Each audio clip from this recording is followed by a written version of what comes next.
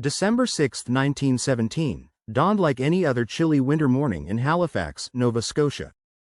The bustling city was at the heart of Canada's war effort, with its busy harbour playing a key role in transporting troops, supplies, and munitions to Europe during World War I.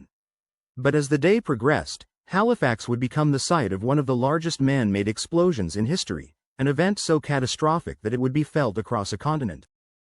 The Halifax harbour was one of the busiest in the world at that time, a lifeline for the Allies.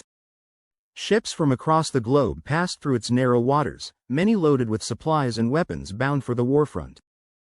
Among these vessels was the SS Mont Blanc, a French cargo ship with a dangerous mission. It was filled to the brim with nearly 3,000 tons of explosives, including TNT, picric acid, highly flammable benzol, and gun cotton, a volatile combination that made the ship a floating bomb. The Mont Blanc was headed toward Europe as part of a convoy, but when it arrived at the entrance of the harbor, it encountered the Norwegian vessel SS Imo, which was leaving Halifax on a relief mission to Belgium. Due to a series of miscommunications, both ships were on a collision course. The Imo was traveling at a higher speed than allowed in the harbor, while the Mont Blanc, aware of its explosive cargo, attempted evasive maneuvers. But it was too late. At approximately 8:45 a.m., the two ships collided. Though the impact wasn't particularly violent, it was disastrous because of what the Mont Blanc carried. The collision caused several barrels of benzol to spill across the deck, and sparks from the scraping metal ignited the highly flammable liquid. Within seconds, the Mont Blanc was ablaze, sending thick black smoke into the sky. The crew of the Mont Blanc, knowing what was about to happen, immediately abandoned ship, rowing frantically toward the shore in lifeboats. But they didn't have time to warn the people of Halifax about the impending disaster.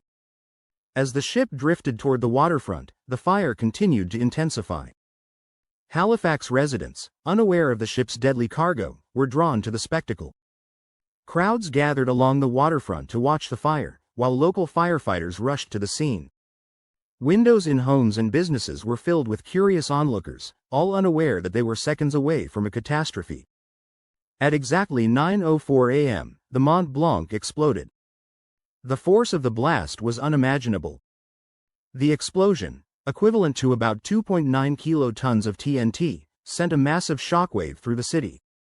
A towering mushroom cloud of smoke, fire, and debris shot over a mile into the sky. The sound of the explosion was heard as far as Prince Edward Island, over 100 miles away.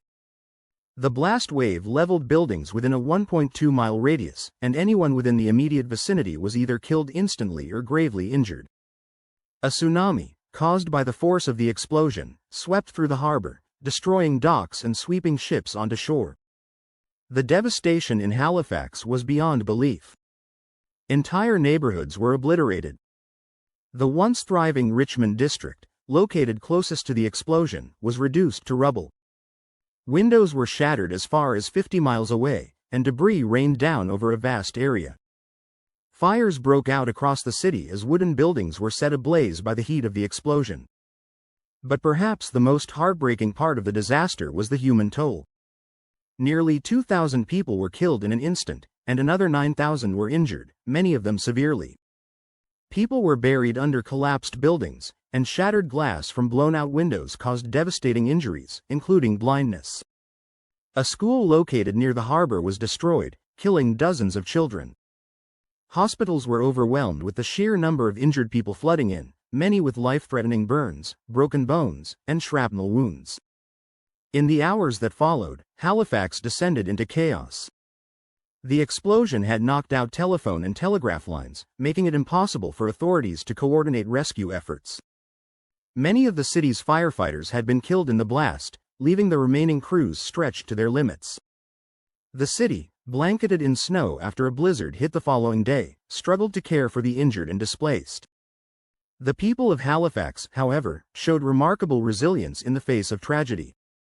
Within hours of the explosion, survivors began searching for loved ones and helping to dig people out of the rubble. Neighboring towns and cities sent aid immediately. One of the first to respond was Boston, Massachusetts, which sent trains full of medical supplies, doctors, and nurses. This act of generosity has not been forgotten to this day, Halifax sends a Christmas tree to Boston every year as a token of gratitude. Investigations into the disaster followed quickly. The Mont Blanc's crew was heavily criticized for not better warning the city about the danger. However, no one was ultimately held criminally responsible for the explosion, as it was seen as a tragic accident rather than a deliberate act of negligence.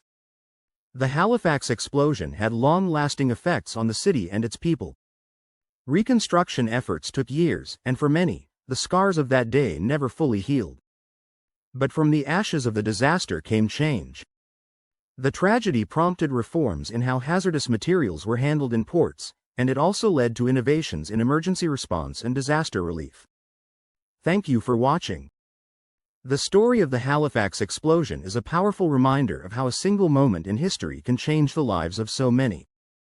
If you found this story as captivating as we did, be sure to give this video a thumbs up and share it with your friends. Don't forget to hit that subscribe button and ring the bell to stay updated on more incredible historical events. Let us know in the comments what other historical moments you'd like to hear about, and we'll dive into the past together. See you in the next video.